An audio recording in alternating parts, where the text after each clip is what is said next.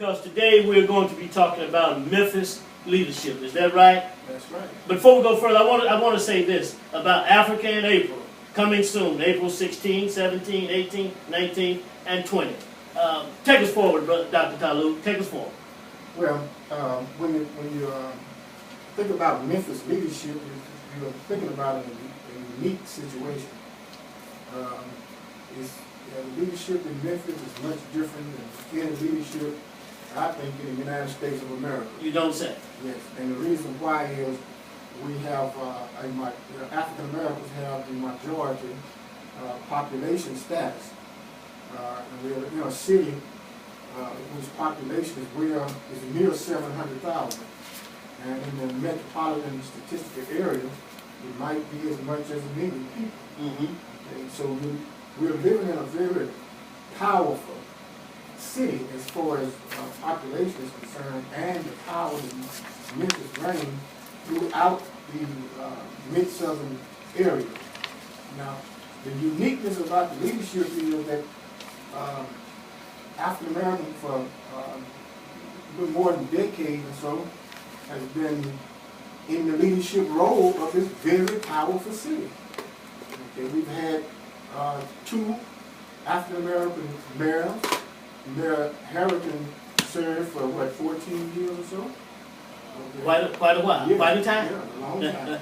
And our city council is made up of course, both African American and Caucasian, but the thing about it is an African American lead in the city council as well. Mm-hmm. Okay, so, but now what's unique about the leadership is the massive poverty level.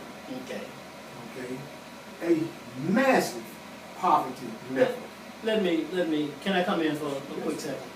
I recall having this discussion with Dr. Black some time ago. And we were talking about, he mentioned to me that we see majority African American, but not much has changed. Now, and that brings me to the other part of my comment question.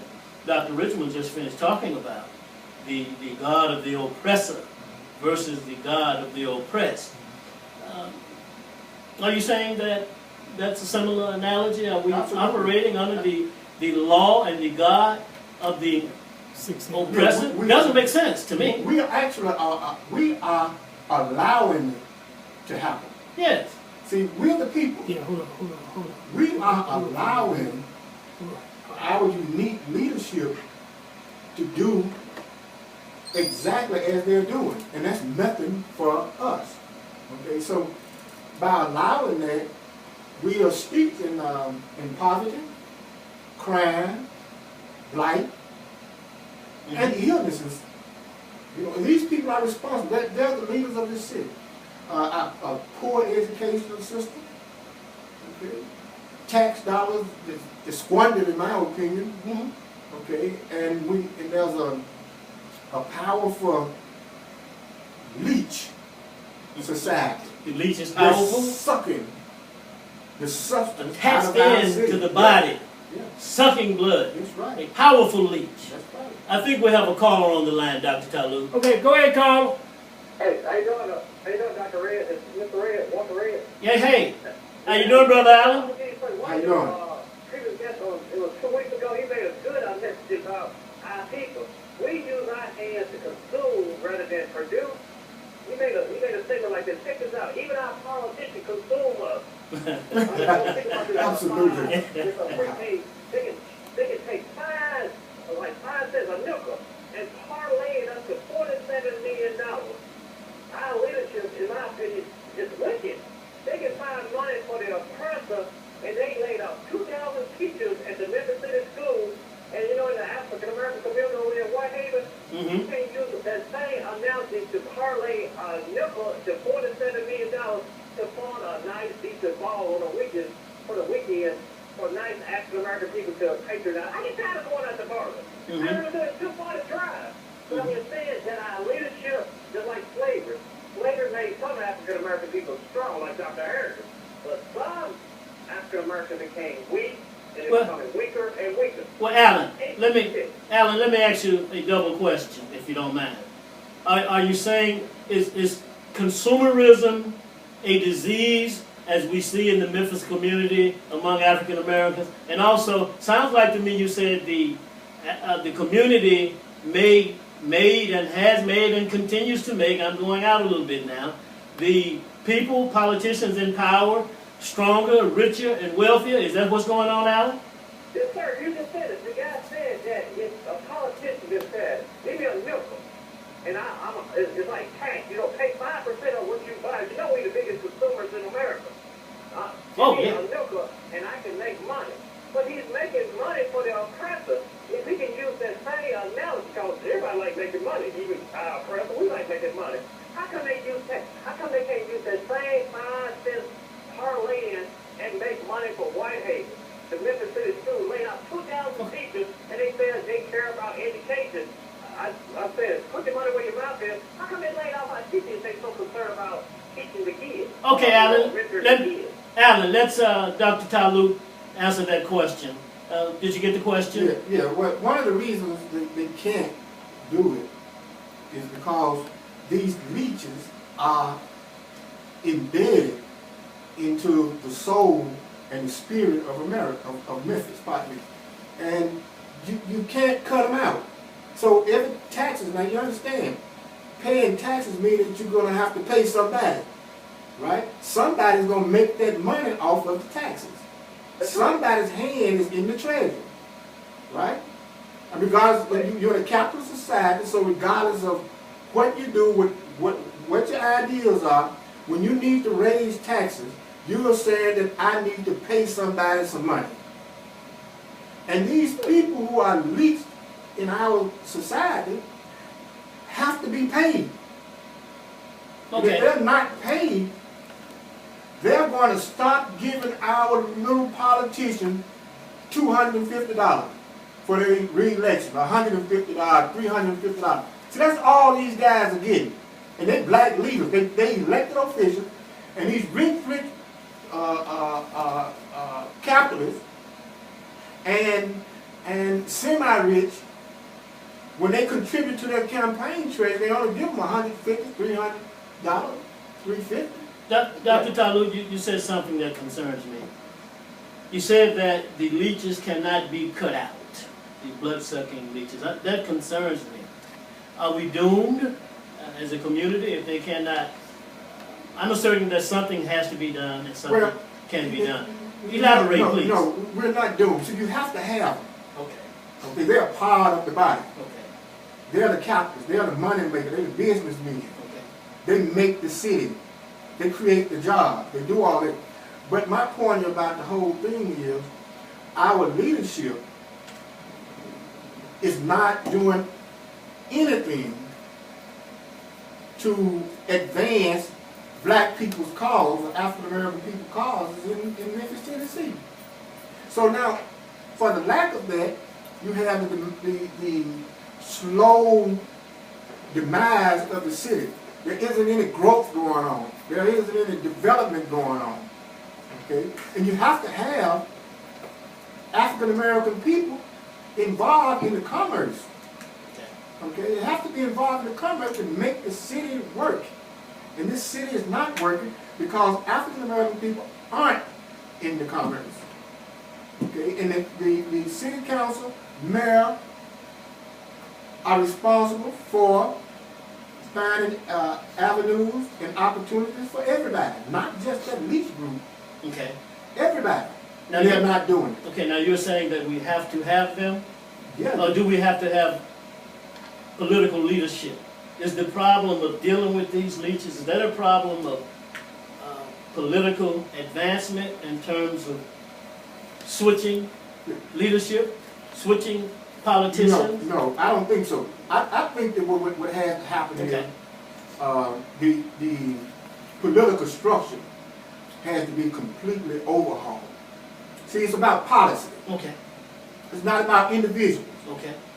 And policies will come about through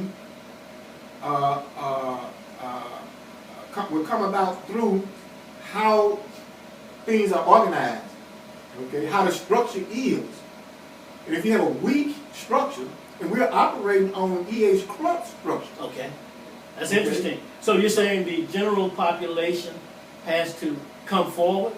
Are you saying the solution to this particular problem is a complete, did you use the word overall of the mayorship, overall of county commission, overall of city council? The structure. The The structure, structure okay. had to be changed, Okay, okay? And see, specifically- because what happened is, every time you elect new people in the office, they do the exact same thing Okay. they always did. okay. I don't care how Okay. good you think they are, And- how great they are, how much you like them, they still fit in that system. Right, and I think, well, is this done because it's being allowed?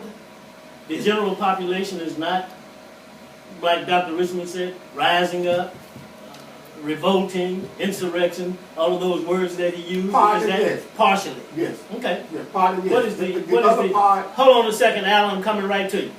The other part is the structure itself. Okay. See, as I mentioned earlier, we are operating on E.H. Crump Yes, structure, yes, 100 years or so. yeah, Okay, we're in the 21st century. right, Okay, now somebody is saying leave the structure like it is, Right. because we really benefit. right. If the structure change, they're not Yeah. going to benefit as much. Yeah. And you're talking about money, Yeah, okay, and money is the root of our problem. okay. Okay, and who's Money, getting is it money or the lack thereof? No, who's getting the money? Who's getting the money? Right, who's getting the money? So the lack of it is not in there anywhere? I would think so. The The lack, lack of, in terms of, well, let's say, going into the right places. Is that correct? I think you can say the lack of it. Okay, Okay, the money and the lack of it. Yeah. okay. Come on, Alan. Here, Mr. Bell, just check this out. Like in Little Rock, over in Arkansas, Fred Smith wanted to start his operation in Little Rock. I knew that because I was always smart, I always knew about current events. The leadership there, like the guy was speaking about, Dr. I can't remember your name, Dr. Talut. I'm sorry, I can't get your name. But the people in Little Rock said, Fred, you're not going to bring this venture job and take over the Little Rock airport like you want to and bankrupt the city. They ran him out of Little Rock and said, going back to Memphis, our leadership, guess who's making money in Memphis and African America? They work for this man. Fred Smith is doing pretty good for himself. He's about 69 years old. Uh-huh. If it's so bad, how does man make $2 million a year off, just shipping stuff? Because, I always go to the post office that Fred Smith know how to play wife against wife. And the governor over there in Arkansas, named Bill Clinton, he said, you're not going to bring this money-making machine and use the government, the city government like Little Rock, Pulaski County, and you're going to take all that money and run back to Memphis. We allow these politicians. Yeah. So what's that? I'm going to fall out. You know what's Yeah. worse than buying a poor African American and making them a slave? Buying some city council people and making them slaves. Okay, Alan, you said they sent the people sent Fred Smith sliding back to Memphis. The people. Come on, Dr. Talut. But see, Share with yeah, let me give you an example. Right today in Memphis, there's an initiative to increase sales taxes by 0.5% for supposedly pre-K. Right. Now, how dumb do you think people are to vote to increase their own taxes? So obviously there are some people out there who believe that the people in Memphis are extremely ignorant. No one should vote to increase their own taxes. And especially sales taxes. What they should be doing is taking sales taxes off of food. Okay. You shouldn't have to pay sales taxes on food, but not in Memphis. Not only do they want to increase the sales taxes, okay, they're not concerned about your individual quality of life Okay. at all. And these black folks, these are African American leaders. Yes. So we're saying that we have to tell the truth. And that has been part of the problem, that many of us have not stepped up and told the truth about African Americans and their behavior and their leadership, especially when it's been detrimental. Is that pretty much what you're saying? It points to an interesting fact about this I'm going back to the sales tax. Okay, right. There's a I lot want of you to really leadership. expand. There's a lot I of really want you leadership to talk going about on that. in there. That's a Because I want- powerful initiative. It sounds like you're moving toward a solution. Yeah. Say that because I really want you to expand on Well, this tax question. what's happening is this. Okay, the city school system isn't anymore. Right, Okay, it's county schools now. right, Who were making the money off of city schools? right. Right? Okay. The same people that were making money off the city school system are not going to be cut out. Mhm. See, they're not going to just lose. They don't want to lose. Mhm. Nobody want to lose Right. millions and millions and millions of dollars Right. that they're making. Right. So what you have now is the leadership is asking poor people to increase your taxes so we can keep paying these people money. Okay. And we're going to do it through pre-K, Okay. The children, the baby. the babies. Yes. Let me say this, Mr. Bear. You know, like that Go ahead. mall out there, if we have a mall in the Whitehaven, those people know that if we support Whitehaven's mall, the people in Wallace say they won't come out here. Like the doctor said, we are both our own demise. You know, most people, when they go to the mall, they pay sales taxes. When you have a mall, young African-American people can be producers, they can have little shops in the mall, then they can get sales taxes because sales taxes derive from purchasing from the mall. Okay. But Dr. Kabutu is right. They don't want us to be produced. They want us to run out to a wolf chase, spend our money, and we buy and spend our own demise, and they say they always be dependent on us. They always be consumers.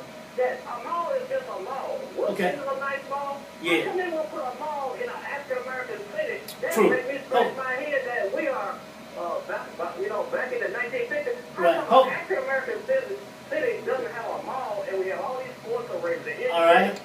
Hold on for a second, Alan. Hold on for a second.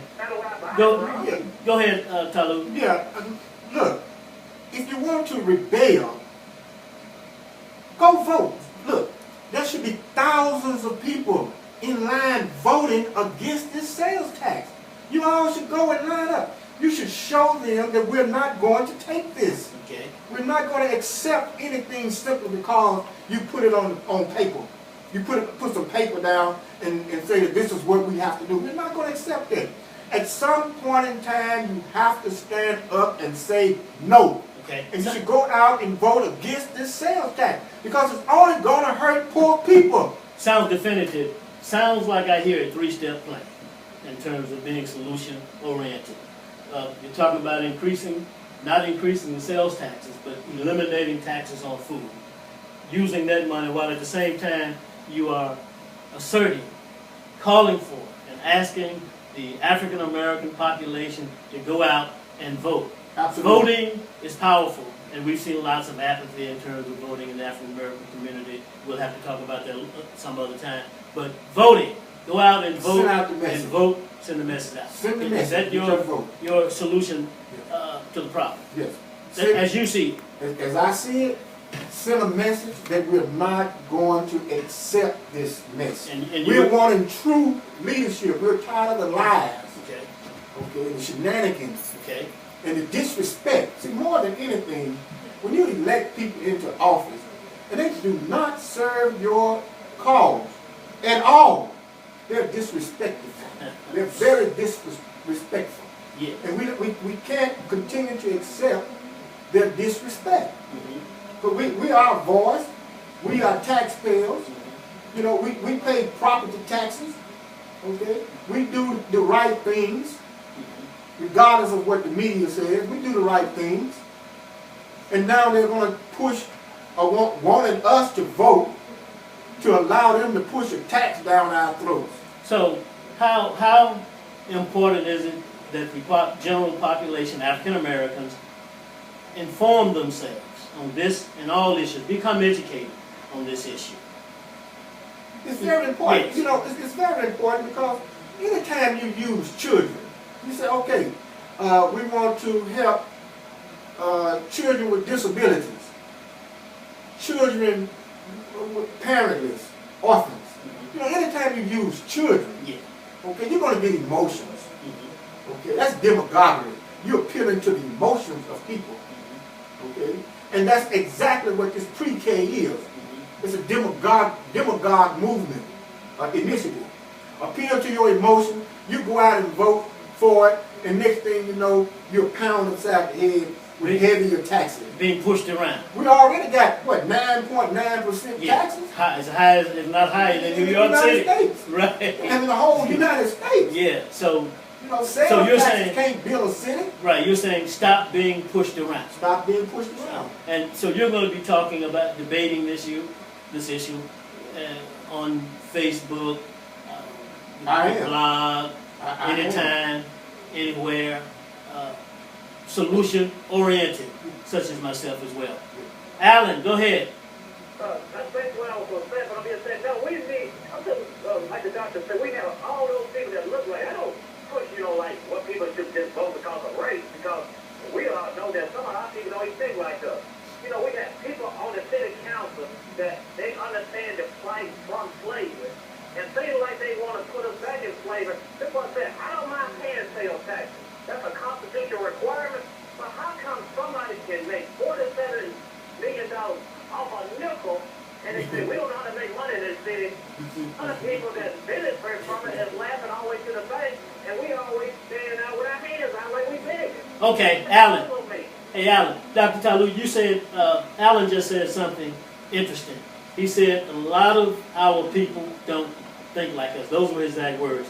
But no one always agreed the same. So what should be done in an instance, in a case, in a democracy, if you want to call it democracy, where people disagree on an issue?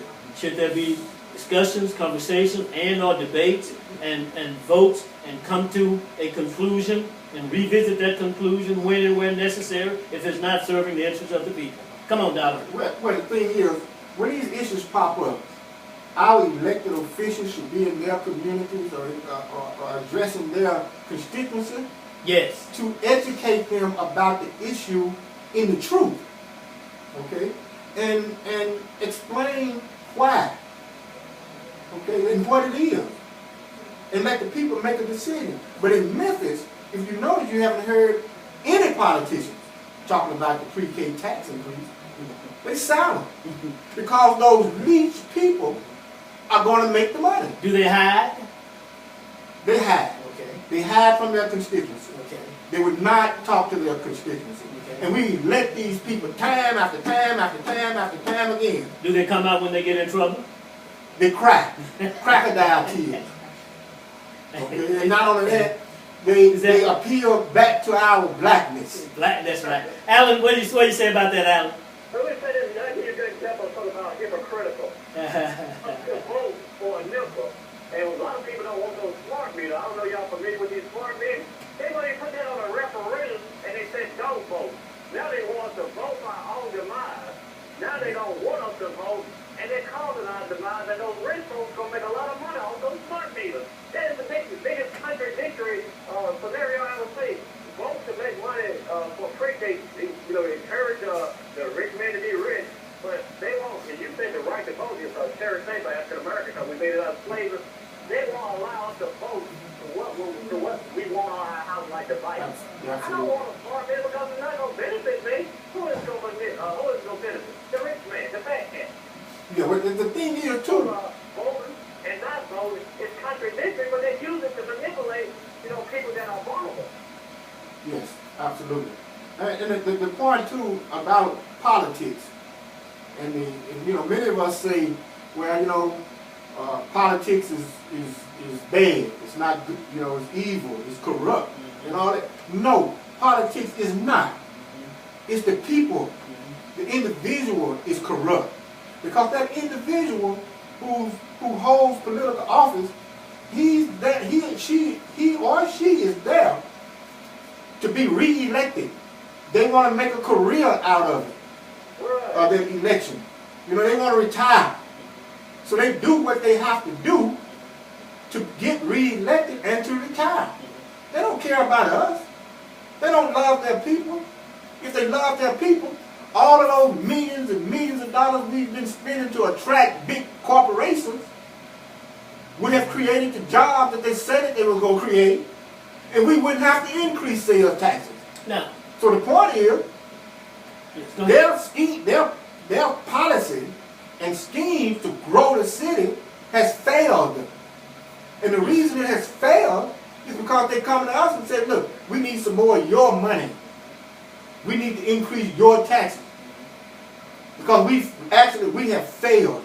Yeah. Now, speaking of politics and people saying, that's something else that really sort of angers me, the lack of education of issues. And policies create politics. Well, politics creates policies. Policies grow out of politics. So the politicians are making policies Right. that govern and control the general population. Is that correct? Right. And this is why politics, plural, are important. Yeah. Is that right? Yeah, and see, politics is about the future. Yes. All of it, all politics is about the future. Mhm. Okay? And so policy is about the future. So good policy good policies build good cities. So if you have poor policymakers, then you have poor politicians who build poor cities. Mhm. I think you said a while ago that the city of Memphis was going backward. It's backwards. Backward. It's not But going politics backwards. is about, It's on not. that equation, politics is See, about the future. and- But and- Memphis City, so that explains exactly what you guys are saying. Yeah. Yeah, what- Leadership. yeah. No, go ahead. Go ahead. Go What I'm ahead. saying is that what I said earlier is that Memphis politics or policy making is built on E.H. Crump era Mhm. at the turn of the century. Nothing has changed. Everybody wants to be under E.H. Crump when they get into office. How much sense does that make? About as much sense as a gnat flying to Mars. So let me tell you something about Detroit. Go ahead, man. And they changed the policy of man in the chair, and it's a different place. I said, because I have relatives in Detroit. I said, if you get tired of being hungry and tired of begging, sometimes you have to change. Because you said the definition of insanity, you keep doing the same thing, get the same results. I hope Memphis doesn't become like Detroit. Yeah. That's why I say I don't play that color game. That sometimes you might have to say, maybe I need to change my voting to create good policies and good politicians. Mhm. So let y'all comment on that before I fall off. Okay. All right. Thanks for calling, Alan. Thank you, Mr. Allen. We've got 2 minutes. Close us out, Dr. Talut. Well, yes, I want to close out on the president election. Okay, that's Yes. happening right now. Sounds good. Okay, and I want to encourage Good point. everybody to go out and vote. Early vote.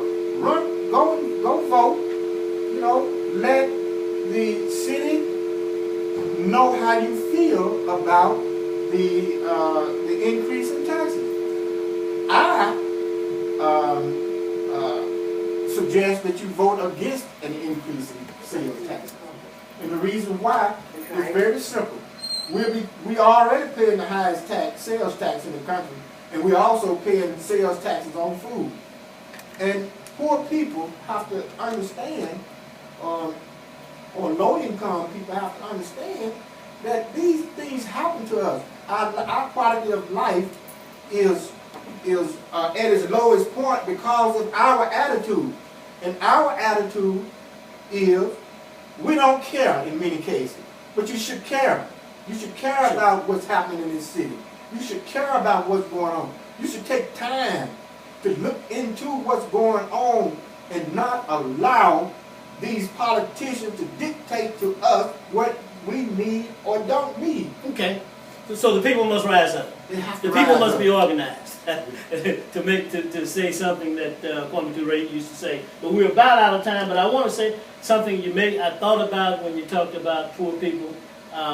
Also, I think you're right. It is a state of mind that perhaps we are poor because we think we are poor, and if we think we are poor, we operate like Absolutely. poor people. Absolutely. So I'm not broke as long as my spirit is not broke. You're never So broke. at some point we will take on that discussion, more about language and attitude, the way in which we see ourselves. And how about coming back one more time on the third series, part 3 on Memphis leadership. Absolutely. Perhaps next Sunday. It's a powerful subject. Yeah, it's a powerful subject, but there are many issues we want to touch on going forward. But next Sunday, we'll Sounds good. expand a little bit. And I hope you call back, Alan. Super J, play our song. All right, here we go.